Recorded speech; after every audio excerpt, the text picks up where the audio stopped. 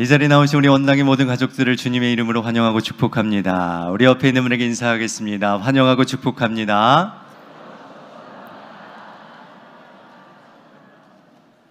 오늘 우리는 원당교회 설립 75주년을 기념하여 하나님 앞에 감사의 예배를 드리기 위하여서 한 자리에 모였습니다. 이 자리는 단순히 과거의 한 날을 기념하는 날이 아닙니다. 이 자리에는 원당교회 전 세대가 함께 하고 있습니다. 우리 교회의 과거와 현재 그리고 미래의 역사가 함께하는 시간이고, 앞으로 우리 원당교회의 미래를 함께 꿈꾸는 시간이고, 하나님께서 우리에게 주신 이 사명을 다시 한번 되새기는 귀한 시간인 줄 믿습니다.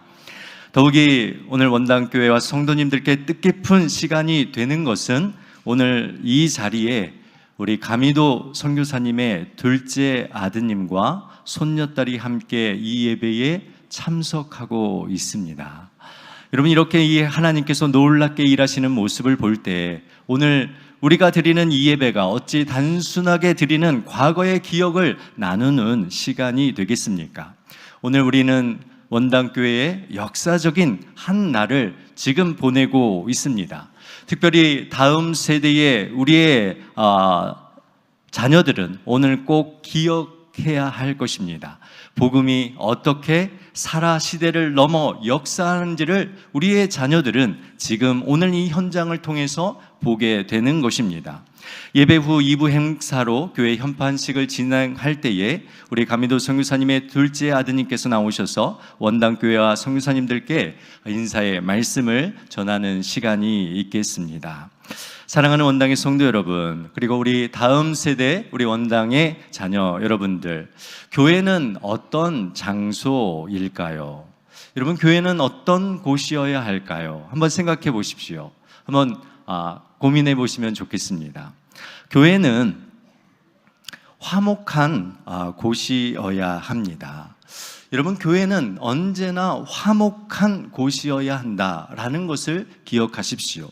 우리 어린 친구들에게 한번 묻고 싶은데, 화목이라는 단어가 무슨 뜻입니까? 화요일, 목요일. 그렇죠. 줄임말, 화요일, 목요일. 그렇죠. 우리 세대들은 무조건 줄이거든요. 두 자로. 무조건 줄입니다. 그래서 역시 화요일, 목요일. 좋은 대답 감사합니다. 자, 그래서 목사님이 화목이란 뜻은 도대체 어떤 뜻일까? 사전을 찾아봤더니 화목이란 서로 마음이 맞고 뜻이 맞고 정다운 관계를 말하는 것이 화목이다라고 말하고 있어요. 그러면 화목의 반대말은 뭘까요? 불화. 그렇죠. 화목한 것의 반대말은 불화하다라는 이 의미를 가지고 있습니다. 가정은 불화한 곳입니까? 화목한 곳입니까? 화목한 곳이죠. 그러면 교회는 불화하는 곳입니까? 아니면 화목하는 곳입니까? 화목한 곳이죠. 그래서 가정과 교회는 화목한 곳입니다. 가정과 교회에 가장 중요한 것이 있다면 화목하는 일이다라는 것을 우리는 기억해야 합니다. 오늘 본문 고린도후서 5장 18절에서 20절 안에 이 짧은 구절 안을 보면 5번이나 화목이란 단어를 사용하여서 교회의 가장 중요한 것이 화목이다라고 말하고 있습니다. 교회는 하나님과 화목된 자들이 모인 곳이 교회입니다. 우리가 하나님께 예배를 드릴 수 있는 것은 우리가 하나님과 화목한 관계이기 때문에 우리가 예배를 드리는 것이죠. 죄와는 아무런 상관이 없으시고 죄를 가장 싫어하시고 죄의 모양이라도 그것에 알러지 반응을 일으키시는 하나님께서 어떻게 죄인된 인간과 함께 한 공간 안에서 어떻게 죄인된 인간, 이 수많은 죄인의 이 인간들과 함께 하나님께서 한 공간에서 예배하실 수 있을까? 여러분, 그 이유는 하나님께서 우리에게 화목을 주셨고 우리를 하나님과 화목하게 해 주셨기 때문입니다. 여러분, 다른 이유가 없어요. 하나님께서 저와 여러분을 화목하게 하셨기 때문입니다. 또한 우리는 하나님과 화목하게 살 뿐만 아니라 다른 자들을 하나님과 화목해 하는 이러한 직분과 사명이 있다라고 오늘 성경은 말하고 있습니다. 고린도후서 5장 18절 말씀 우리 한번 다 같이 읽어볼까요? 고린도후서 5장 18절 말씀입니다. 읽겠습니다. 모든 것이 하나님께로 났으며 그가 그리스도로 말미암아 우리를 자기와 화목하게 하시고 또 우리에게 화목하게 하는 직분을 주셨으니. 아멘.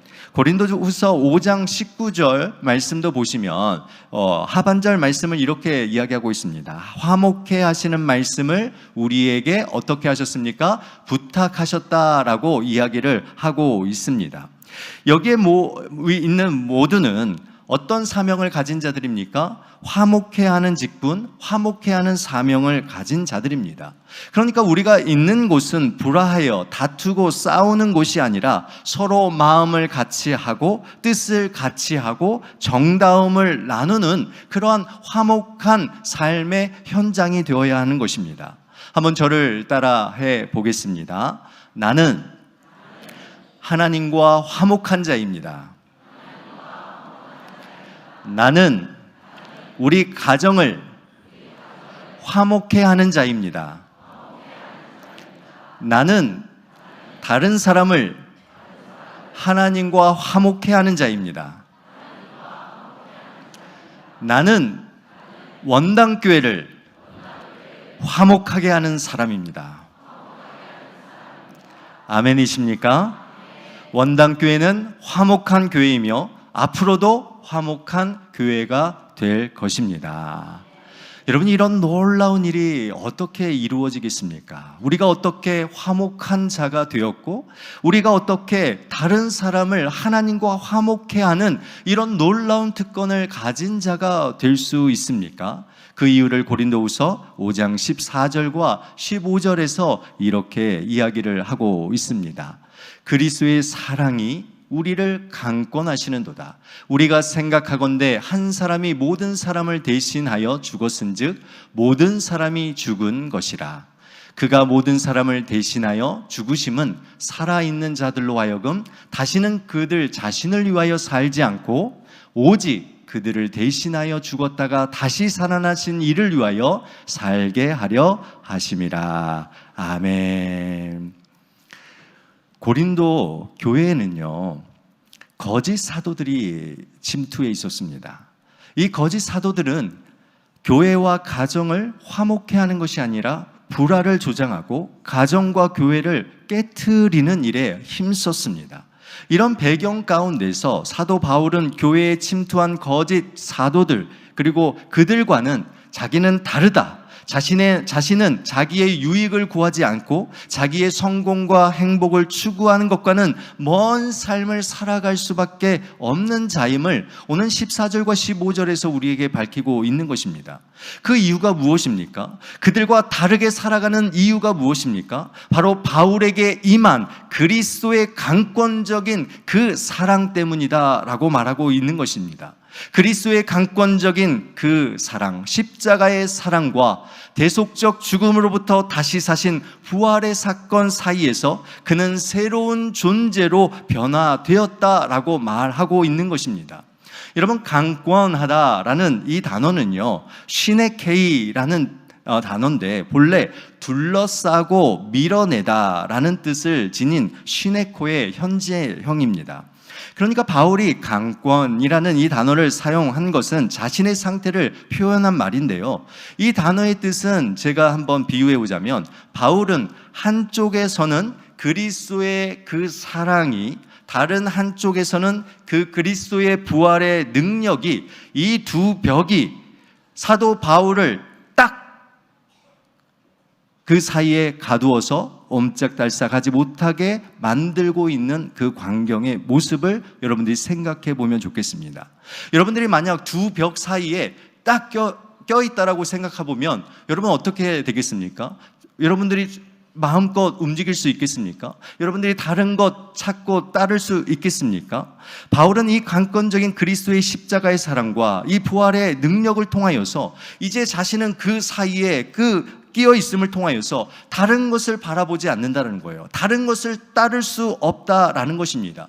예전에는 다른 것을 위하여 살았던 자였지만 이제는 오직 예수 그리스도만을 위하여 사는 자가 되었고, 다른 데로 이제는 나는 더 이상 갈 수가 없고 오직 주님만을 바라본다라는 이 고백을 하고 있는 것입니다.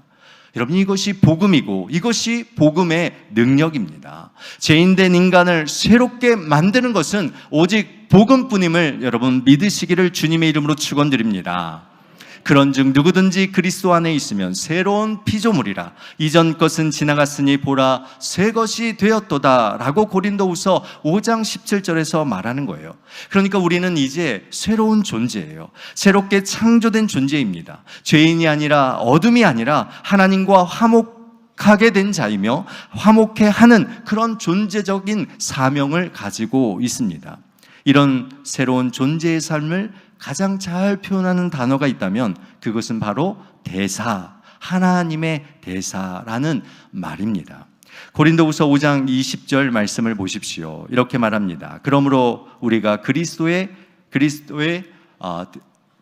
대신하여 사신이 되어 하나님이 우리를 통하여 너희를 권면하시는 것과 같이 그리스도를 대신하여 간청하노니 너희는 하나님과 화목하라 라고 되어 있습니다. 그리스도를 대신하여 사신이 되었다, 대사가 되었다라는 말입니다. 에베소서 6장 20절 말씀을 보면 바울은 자신을 복음을 위하여 쇠사슬의 메인, 사신, 대사가 되었다라고 말합니다. 고린도후서 6장 1절 말씀에서는요, 이렇게 말하고 있습니다. 우리가 하나님과 함께 일하는 자다라고 이야기를 하고 있습니다. 그러니까 바울은 지금 자신을 그리스도를 대신한 하나님의 대사이며 하나님과 함께 일하는 동역자다라고 말하고 있는 것이죠. 이것은 바울만이 아니죠. 오늘 이 자리에 앉아있는 우리 모두는 하나님의 대사인 줄 믿으시기 바랍니다. 하나님과 동역하는 우리는 동역자들이라는 이 사실을 분명하게 고백해야 할 것입니다. 이런 자각의식을 강하게 가진 자들은 누구이겠습니까? 아마 선교사님들이실 것입니다. 선교사님들은 그리스도의 강권적인 그 사랑을 통하여서 자기 자신을 위하여 살았던 인생이 아니라 이제 오직 나를 대신하여 죽으시고 나를 위하여 사신 예수 그리스도 한 분만을 위하여 살겠다라고 그 전부를 헌신하는 자들이 선교사님들일 것입니다. 가미도 선교사님도 이와 같은 마음을 가지셨습니다. 외국인이셨고 그러나 외국인으로서 한국에서 태어나 한국인보다 더 한국을 사랑했던 선교사님이셨습니다. 가미도 선교사님은 원당 지역에 죽어가는 영혼들을 하나님과 화목해 하는 일에 힘쓰셨고 1949년 9월 11일에 하나님을 화목해 하는 이 사명을 감당하는 교회를 이곳에 세우신 것입니다. 그 교회가 바로 원당교회이며 우리 교회인 줄 믿습니다. 가미도 선교사님을 연구하며 제가 발견한 몇 가지 이야기들이 있습니다. 1938년 우리 오토 디캠프 가미도 선교사님의 선교 편지 중에 이런 말이 있습니다. 하나님의 도우심 안에 있는 것과 하나님과 동행하는 것은 정말 놀라운 일이었다. 여러분, 이 당시의 한국의 상황을 아시지 않습니까? 가장 가난했던 그 나라 안에 그 모든 것을 포기하고 와서 살았던 그분의 고백이 무엇입니까? 하나님의 도우심 안에 있는 것과 하나님과 동행하는 것은 정말 놀라운 일이었다라고 말합니다. 1938년 6월 6일 가미도 선교사님은 이렇게 말합니다. 하나님의 대사관이 되는 것과 오직 그리스도 안에서 발견된 놀라운 구원의 증인이 되는 것은 나에게 참 행복한 일이었다. 제가 오늘 본문을 선택한 이유가 오늘 가미도 선교사님이 말씀하신 이 말에 있습니다. 하나님의 대사관, 하나님의 대사가 되었고 구원의 놀라운 구원의 증인을 통하여서 하나님과 동역하는 그 삶의 그 행복을 누렸던 우리 가미도 선교사님의 그 놀라운 신앙을 우리 원당교회의 모든 성도님들도 동일하게 우리도 그 길을 걸어가시기를 주님의 이름으로 축원드립니다. 가미도 선교사님은 하나님의 대사로 한국에 오셨습니다. 그리고 우리를 하나님과 화목해 하셨습니다. 하나님의 그 놀라운 구원의 증인으로 삶을 사셨고 그 열매가 바로 원당교회이고 저와 여러분이라는 사실을 믿으시기 바랍니다. 고린도후서 6장 2절 말씀을 보면 이르시되 내가 은혜 베풀 때에 너에게 듣고 구원의 날에 너를 도왔다 하였으니 보라 지금은 은혜 받을 만한 때요 보라 지금은 구원의 날이로다 라고 말하고 있지 않습니까? 가미도 선교사님의 아버지인 알렌 포드 디캠프는 이 땅에 하나님의 은혜가 임하였다라는 이 사실을 아셨습니다. 어둠뿐이었던 이 땅에 구원의 문이 열리는 그 은혜의 때임을 아셨고 하나님께서는 1910년에 알렌 포드 디캠프 선교사님을 하나님의 대사로 이 땅에 먼저 보내셨고 이 땅에서 하나님의 일을 함께 동역하셨습니다. 어둠으로 가득했던 이 땅에 한 줄기 은혜의 빛, 구원의 빛을 가지고 오신 것입니다. 여러분, 가미도 선교사님께서 한국 땅에서 태어나셨고 오늘 이 자리에 계시는 짐 디캠프 우리 둘째 아드님도 한국에서 태어나셨습니다. 우리 가미도 선교사님이 부모님의 삶과 신앙을 보고 자라지 않겠습니까? 그 또한 하나님의 대사로서 하나님의 동역자라는 이 정체성을 그가 가지고 살았지 않겠습니까? 제가 만나지도 않았는데 보지도 않았는데 그것을 어떻게 알 수 있냐고 물으신다면 저는 이렇게 말씀드리고 싶습니다. 그 이유는 한국 땅을 2번이나 떠나야 했지만 가미도 선교사님은 다시 한국으로 2번이나 다시 돌아오셨다라는 것입니다. 왜요? 이 한국 땅이 지금 은혜 받을 만한 때고 지금 오늘 이 구원의 날이 임하는 날이라는 것을 아셨기 때문입니다. 이 땅에 하나님의 구원의 문이 활짝 열릴 것을 누구보다 더 잘 아시고 계셨기 때문입니다.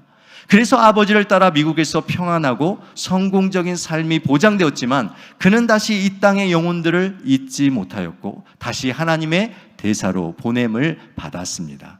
여러분, 특별히 이 고향 지역과 원당 주교동에 이 은혜 받을 만한 때 구원의 날이 임함을 알고 이곳에 원당 교회를 세워주신 줄 믿습니다. PPT 하나 사진 보여주시면 여러분 사진 하나 보면 좋겠습니다. 네, 가미다나라는 이건데요. 이거는 일본 가정 우상 재단입니다. 그러니까 집집마다 세우는 이 작은 우상 재단인데 가미도 선교사님께서 이 가미다나라는 이 가정 우상 재단을 일본 경찰서에 가서 던지고 돌아오셨어요. 그리고 나서 5개월간의 감옥에 갇히셨고 결국 일제에 의하여서 추방당하는 일도 있었습니다. 그러나 그가 맡은 하나님의 대사로서의 사명을 맡거나 포기할 수 없었습니다. 왜냐하면 그는 다시 한국에 돌아왔고 재파송에서 돌아왔고 결국 이 원당교회를 세우셨습니다. 한 분의 선교사님을 소개합니다. 루비 캔드릭이란 선교사님이 초대 한국 기독교 역사에 계셨습니다. 1907년 미국 남감리교회 여자 해외 선교부에서 파송되어 한국에 입국하였습니다. 그러나 24세의 청년의 몸으로 이 땅에 온 지 9개월 만에 급성 맹장염으로 25세의 청춘을 한국 땅에서 묻었습니다. 그녀의 안타까운 소식을 들은 미국의 수많은 젊은이들이 뒤를 이어 한국에 찾아와 한국 민족을 위하여 기꺼이 자신을 희생하였습니다. 그가 한국 땅에 9개월 살 때에 가족에게 보냈던 편지의 내용이 이와 같습니다. 저는 여기서 너무 행복합니다. 만약 내게 1000개의 생명이 있다면 그것을 모두 조선에게 바치겠습니다. 여러분, 그리고 그는 9개월 만에 이 땅에서 생명을 마쳤습니다. 그리고 이 말이 그녀의 묘비명이 되었습니다. 가미도 선교사님은 그의 사역을 마친 1976년에 동아일보 인터뷰에서 이렇게 말하였습니다. 그동안 한국에서 봉사할 기회를 준 하나님께 감사드린다. 성공과 평안의 삶이 보장되었던 그 삶을 버렸고 세상에서 가장 가난했던 이 나라 한국과 한국의 영혼들을 위하여 자신을 희생할 이 기회를 주신 하나님께 감사드린다는 말이 그가 한국을 떠나며 던진 마지막 말이었습니다. 원당교회는 선교의 빚을 진 교회입니다. 선교의 빚은 다른 것으로 갚을 수 없습니다. 오직 선교의 빚은 선교로 갚는다라는 이 놀라운 고백이 원당교회 모든 성도님들과 우리 다음 세대의 믿음의 고백이 되기를 간절히 원하고 바라고 기도합니다. 우리는 하나님의 대사이며 동역자들입니다. 어린아이부터 장년까지 우리 모두는 각자의 자리에서 하나님의 대사로, 하나님의 동역자로 하나님의 구원과 은혜의 증인으로서의 사명을 가져야 합니다. 어떤 특별한 사람만이 선교사가 아니라 우리 모두는 선교사임을 기억해야 합니다. 모두가 선교사라는 마음을 가지고 하나님의 사랑과 그리스도의 복음을 전하는 통로가 되어야 합니다. 우리가 만나는 모든 사람에게 그리스도의 사랑을 전하고 복음의 메시지를 전해야 합니다. 여러분, 우리는 혼자가 아닙니다. 개인의 일, 개인의 사명을 위하여 일하는 자들이 아닙니다. 우리가 하는 모든 일 가운데 여러분, 하나님께서 일하신 줄 믿습니다. 각자의 삶의 자리에서, 직장에서, 학교에서, 가정에서 하나님의 대사로, 하나님의 동역자로 사는 여러분 되시기를 축복합니다. 오늘 우리는 단순히 과거의 시간을 기념하는 날이 아닙니다. 우리는 원당 100년을 바라보고 있고 여기 있는 우리의 자녀들은 원당교회 100년을 세워갈 자들입니다. 그리스도의 강권적인 사랑, 그리고 그리스도의 그 부활의 능력이 우리 다음 세대를 이끌어 가도록 우리는 함께 기도하고 이들을 가르쳐야 할 것입니다. 그리스도의 죽음과 이 부활의 능력이 그들의 인생을 끝까지 붙들고 곁눈질하지 아니하며 오직 하나님만을 바라보는 그 인생을 걸어가도록 우리가 이들을 위하여 기도해야 될 것입니다. 가미도 선교사님은 하나님의 대사로, 하나님의 동역자로 일하며 이 땅에 귀한 열매를 맺었습니다. 그 첫 번째 열매가 바로 원당교회이고 두 번째 열매가 한국 최초의 민영 방송인 CBS 방송국입니다. 그리고 마지막 통합치유교회 삼송교회가 있습니다. 우리 원당교회는 미래 100년을 준비하는데 여러분, 이런 동역자들을 우리가 얻게 된 것 아닙니까? 그래서 오후 예배 때 우리가 이 세 개의 기관이 함께 연합하여서 감사 예배를 드립니다. 여러분, 오늘 이 예배의 자리도 중요하지만 여러분, 오후에도 여러분 아이들과 함께 나오셔서 이 원당교회, 그리고 CBS 방송국, 그리고 삼성교회가 연합으로 가미도 선교사님을 생각하고 앞으로 100년을 우리가 어떠한 모습으로 이 교회의 사명을 감당하며 협력하며 연합하며 나아가야 될지 함께 기도하고 예배하는 복된 은혜의 시간이 되었으면 합니다. 이 시간 여러분에게 우리 가미도 선교사님의 육성 동영상을 한번 보여드리고 싶습니다. 여러분, 우리 가미도 선교사님이 한국어를 했을까요? 못했을까요?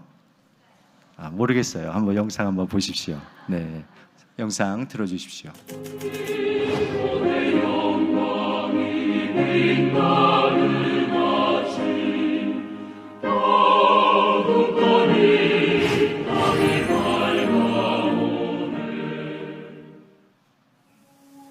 전 950년 초부터 기계를 주문하고 그 공사를 착공했습니다. 배에 실어오는 도중에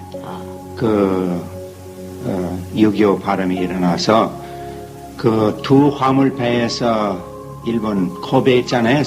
신호에서 창고에 넣고 4년 동안 거기 그 먼지와 창고비만이 걷었어요. 그래서 한 6.25 54년 봄 때 일본에 가서 창고비 한 8,000불 내고 물건 다 꺼내고 한국에 가져왔어요.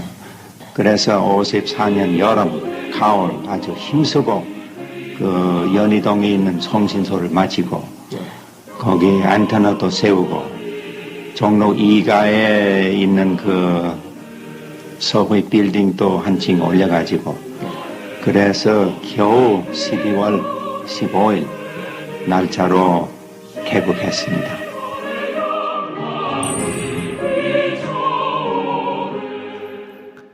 한국말 잘하시죠? 네, 참 너무 감동적이지 않습니까? 우리 가미도 선교사님을 오늘 기억하며 또 우리 교회 현판식 오늘 2부 순서로는 현판식이 있습니다. 이 현판식에 들어있는 주일학교 사진이 현판식 사진 한번 보여주시면 좋겠는데요. 이 현판식 사진 안에 계시는 분들이 많이 계시더라고요.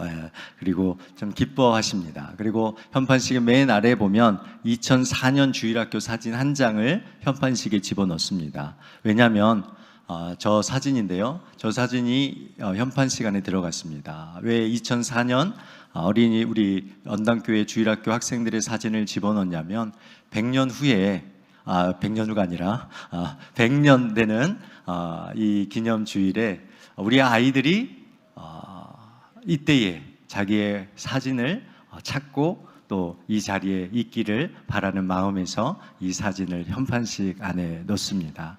여러분 우리 원당교회 다음 세대를 위해서 많이 기도해 주시면 감사하겠습니다. 우리 이 시간 한 목소리로 합심해서 기도하는 시간을 가졌으면 좋겠습니다. 오늘 이 자리에 우리의 자녀들이 있고 또 우리 부모님 또 할머니 할아버님이 이곳에 있습니다. 우리 원당교회가 아름다운 이 귀한 사역을 세워갈 수 있는 교회로 하나님 붙들어 달라고 우리에게 허락하여 주신 하나님의 대사로 하나님의 동역자의 삶을 살아가는 우리 원당교회가 되게 해달라고 우리 자녀들을 위하여서 우리 원당교회를 위하여서 우리 합심해서 한 목소리로 기도하며 나가겠습니다. 기도하겠습니다.